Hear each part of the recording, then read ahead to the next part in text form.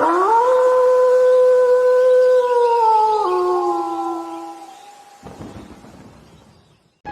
के ठीक 11:47 पर शहर के सबसे सुनसान बस स्टैंड पर खड़ी रूट नंबर 7 की बस की हेडलाइट अपने आप जल उठी। पीली रोशनी ने खाली प्लेटफॉर्म, टूटी बेंचों और जंग लगे टिन शेड को कुछ सेकंड के लिए जिंदा कर दिया।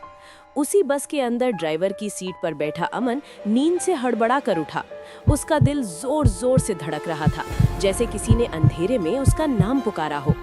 सामने लगे रियर व्यू मिरर में उसने खुद को देखा, थकी आंखें, पसीने से भीगा चेहरा, लेकिन परछाई कुछ पल बाद हिली, जैसे वो उससे थोड़ी देर पीछे चल रही हो।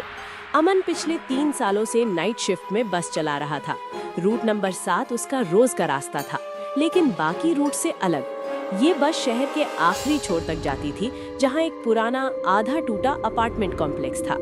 दिन में भी वहां गिने चुने लोग दिखते थे और रात में तो पूरा इलाका जैसे शहर से कट जाता था। डिपो में पुराने ड्राइवर अक्सर कहते थे कि ये रूट खाली नहीं होता, भले ही सवारियां ना दिखें। अमन हमेशा उन बातों को थकान या डर की कहानियां समझकर टाल देता था। बस स्टैंड से निकलते ही सन्नाटा गाढ़ा होने लगा। सड़क पर टायरों की आवाज जरूरत से ज्यादा तेज सुनाई दे रही थी। हर स्ट्रीट लाइट के नीचे पहुंचते ही रोशनी हल्की सी झपकी और फिर पीछे सिर्फ अंधेरा छोड़ जाती। कुछ ही दूरी पर अमन को महसूस हुआ कि बस सामान्य से भारी चल रही है। सस्पेंशन हल्का सा दब रहा था, जैसे पीछे कोई बैठा हो। उसने आदतन शीशे में देखा, पूरी बस खाली थी। तभी आखिरी सीट की तरफ से सीट स्प्रिंग के चरमराने की धीमी आवाज आई। अमन के हाथ स्टीयरिंग पर और कस गए। उसकी सांसें उखड़ने लगी। उसे याद आया कि कुछ हफ्ते पहले एक ड्राइवर ने इसी रूट को बीच में छोड़ दिया था। उसने कहा था कि बस हर रात उसी अपार्टमेंट तक जाती है, लेकिन कोई सवारी उतरती नहीं और फिर भी वजन कम नहीं होता। जैसे जैसे बस आगे बढ़ी, अंदर की हवा ठंडी होती चली गई। शीशों पर हल्की नमी जमने लगी, जैसे किसी ने अंदर से सांस छोड़ी हो। सड़क अब जानी पहचानी नहीं लग रही थी, जबकि अमन इस रास्ते को आंख बंद करके चला सकता था। रेडियो अपने आप ऑन हुआ, लेकिन उसमें सिर्फ धीमी सरसराहट थी। कोई आवाज नहीं, कोई गाना नहीं। दूर से वो अपार्टमेंट कॉम्प्लेक्स दिखाई देने लगा। काली ऊंची इमारत जिसकी खिड़कियां ऐसे लग रही थी जैसे आंखें हों, बंद और बेजान। बस जैसे ही गेट के सामने रुकी, अंदर का तापमान अचानक गिर गया। अमन की उंगलियां सुन्न पड़ने लगी। उसी पर रियरव्यू मिरर में एक आकृति उभरी। वो एक लड़की थी, सिर झुका हुआ, बाल चेहरे को पूरी तरह ढके हुए। उसके कपड़े पुराने जमाने के लग रहे थे, जैसे किसी और दौर से आए हो। उसका शरीर स्थिर था, लेकिन उसकी मौजूदगी से पूरी बस भारी हो गई। अमन हिलना चाहता था, लेकिन उसका शरीर जैसे सीट से चिपक गया हो। अजीब बात यह थी कि लड़की की आंखें बंद थीं, लेकिन शीशे में उसका प्रतिबिंब हल्की मुस्कान लिए हुए था। उस मुस्कान में न खुशी थी न गुस्सा, बस एक अजीब सी तसल्ली।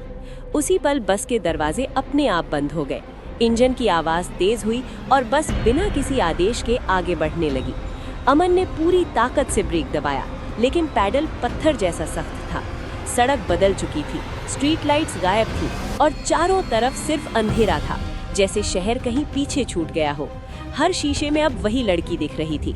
उसकी परछाई लंबी और गहरी होती जा रही थी, जैसे बस उसी के लिए चल रही हो। तभी अमन को एहसास हुआ कि रूट नंबर 7 सिर्फ एक रास्ता नहीं, ये एक आखिरी सफर है उन लोगों के लिए जो कभी इस शहर से लौट नहीं पाए। ये बस हर रात किसी एक को चुनती है, ताकि अधूरी सवारी पूरी हो सके। अचानक बस रुक गई। चारों तरफ सन्नाटा था। अगले ही पल सब कुछ अंधेरे में डूब गया।